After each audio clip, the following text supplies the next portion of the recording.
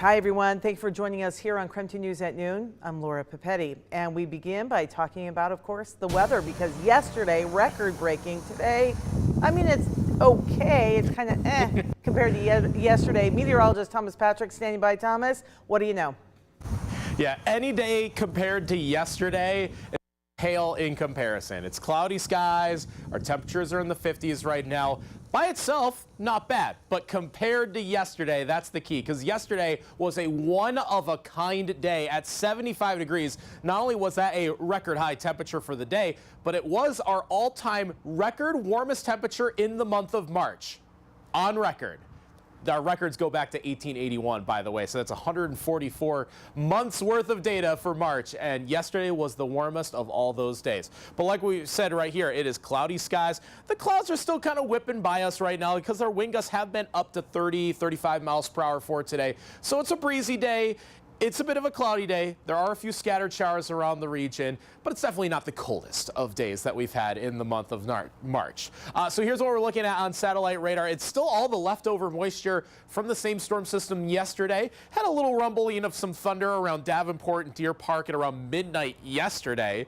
Today, our rain chances are actually a bit higher overall, but there's not nearly as much energy in the atmosphere. So our thunderstorm chances pretty low, almost zero, but there will be a little bit of some scattered showers and rainfall. We're seeing that over Grant County at the moment, so Othello and Moses Lake up towards Grand Coulee and Omak, the first to get some showers today. Certainly will be scattered around the region, even around Spokane and Coeur d'Alene, of which so far we have been dry. So coming up, we'll show you how long we will still see these scattered showers and slightly cooler weather around the inland northwest. A full look at your extended forecast is in a few minutes. Thank you. Today, Moses Lake Police released the names of 2 suspects related to a deadly drive-by shooting. Law enforcement is looking for Jose Beltran and Matthew Valdez.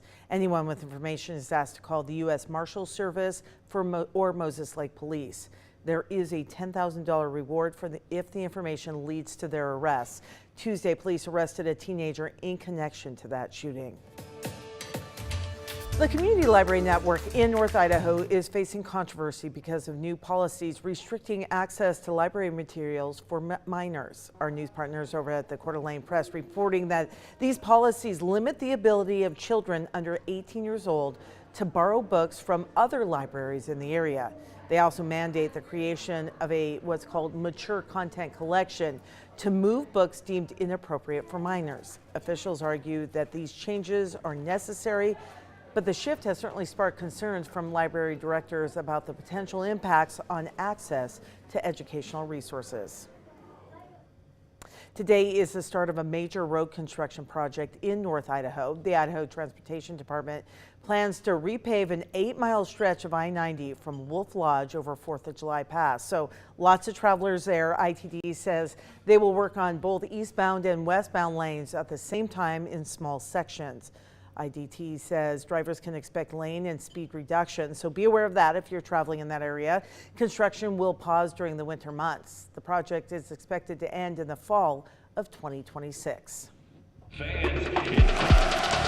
Well, the NCAA Women's Tournament continues in Spokane today, and the Spokane Arena is hosting both the Sweet 16 and Elite 8 games. KREM 2's Regan Gallo was there this morning and tells us how you can be part of the madness.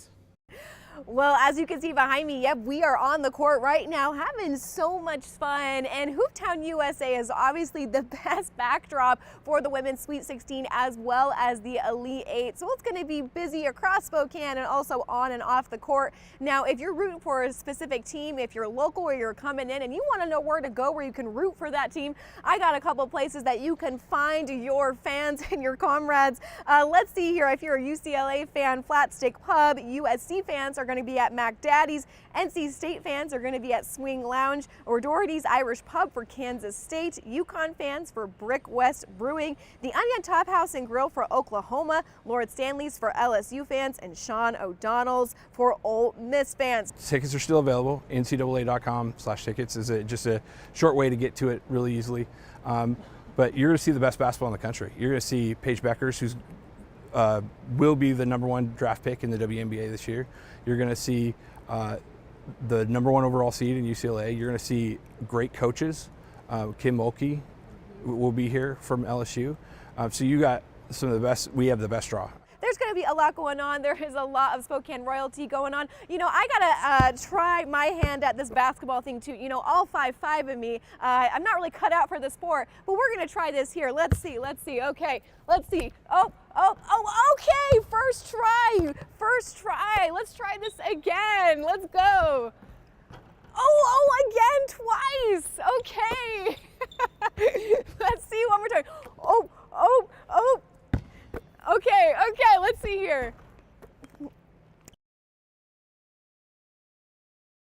Just nailing it there. All right, the action does not stop in town. Continue with us here on KREM 2 for all the men's Sweet 16 action as well. Join us at 4:10 tonight as the Alabama Crimson Tide taking on the BYU Cougars. Then we have the Duke Blue Devils. They will be facing off with the Arizona Wildcats at 6:40. Some really good basketball. Of course, we're also following the Gonzaga women's postseason run tonight at 5 o'clock. The Zags will take on Minnesota in the WBIT quarterfinals. Last season, while the Gonzaga women were playing the March Madness tournament, Minnesota made their 7th WNIT and advanced to the championship game for the first time in program history. The Gophers do hold home court advantage as they are a higher seed than the Bulldogs. So we will bring you all your game highlights tonight on KREM 2 News at 10 o'clock.